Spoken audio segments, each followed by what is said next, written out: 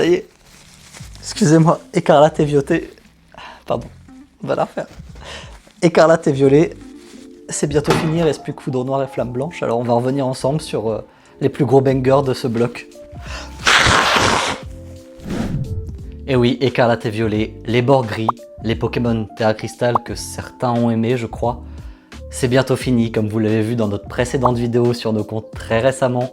On vous a annoncé l'arrivée du nouveau bloc avec les méga évolutions, ce qui marque donc après Foudre Noire et Flamme Blanche de la fin du bloc EV. C'était quand même un très beau bloc avec des super belles cartes. Alors en vue de l'arrivée des prochaines brocantes, parce que ça y est, la saison est officiellement ouverte, la saison de la chasse des brocantes.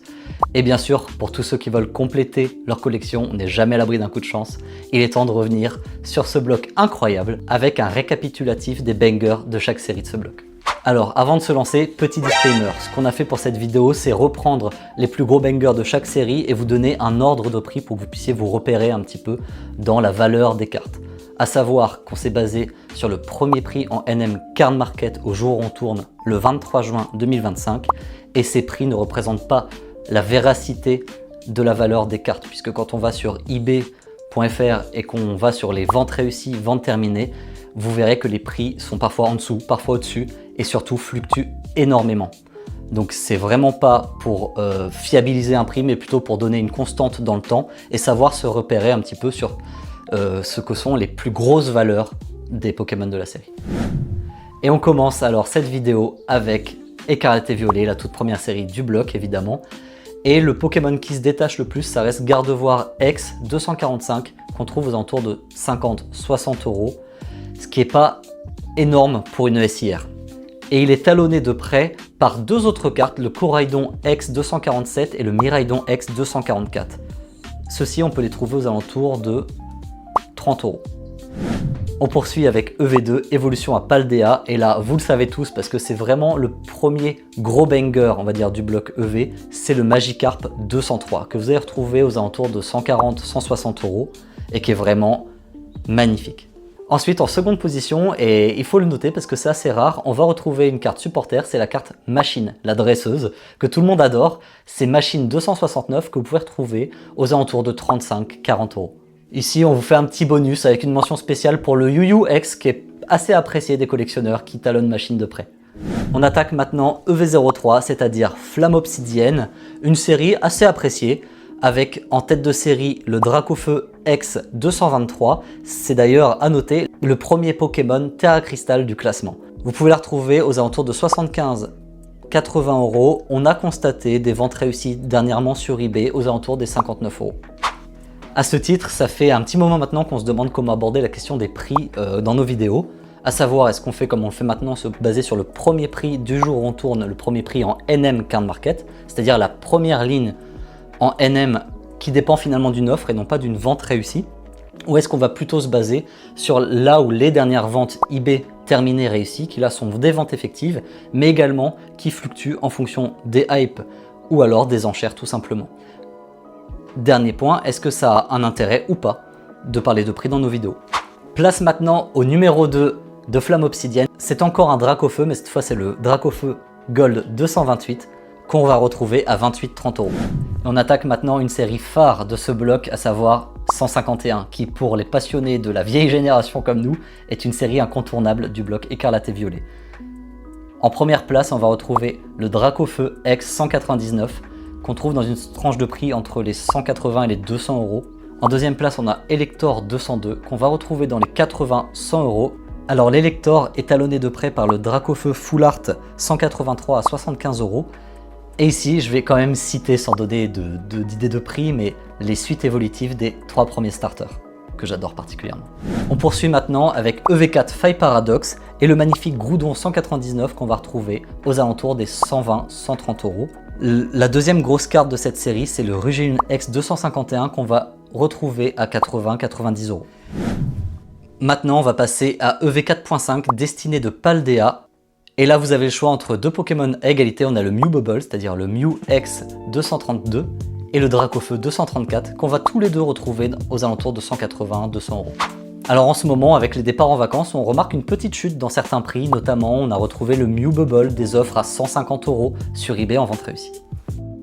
Poursuivons avec EV5, Force Temporelle, une très belle série, et le magnifique Serpent-O 205 qu'on va retrouver aux alentours de 160-170 €.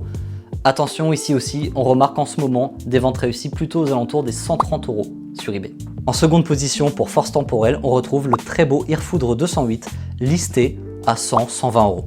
On part maintenant sur EV6, Mascarade Crépusculaire et son incontournable Amphinobi. L'Amphinobi X 214, c'est vraiment une des chase cards carrément de tout le bloc. Et son prix en ce moment varie énormément. On peut la retrouver aux alentours des 200 €, mais également plutôt à 250 €. En deuxième position pour Mascarade Crépusculaire, on va retrouver le Evoli 188, ou plutôt les Evoli, parce qu'ils sont quand même plusieurs sur l'illustration. Donc les Evoli 188, on les retrouve aux alentours des 68 €. On va attaquer maintenant les séries probablement les plus boudées du bloc EV, à savoir 6.5 Femme Nébuleuse et par la suite EV7 Couronne Stellaire. On se moque, mais finalement on se retrouve dans la même typologie et dans le même ordre de prix pour les deux chase cards de la série que pour EV1 ou EV3. Fait notable pour cette série, on va retrouver en première position une Gold, et c'est très rare, c'est la Pechaminus X Gold 95 aux alentours des 55-70 €, talonnée de près par la numéro 2, c'est-à-dire Persian, la très belle Persian 78 aux alentours de 50-55 €. À vous de me dire laquelle est la plus belle.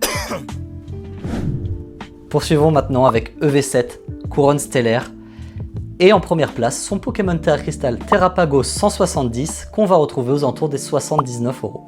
En deuxième position pour EV7, on va retrouver la Megavolt X 168 aux alentours de 48 €. Et on peut citer en mention honorable, parce qu'elles sont vraiment très belles, la Bulbizarre et la Carapuce qui fait son petit jet d'eau avec la... On attaque une des séries les plus appréciées du bloc, à savoir EV8 Étincelle Déferlante et son incontournable Pikachu.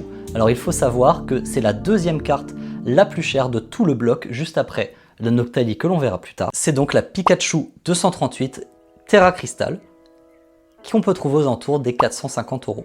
Et pour la deuxième place, on va retrouver deux cartes à égalité, la Latias X 239 et la Milobellus X 237, qu'on va retrouver pour toutes les deux aux alentours des 185 €.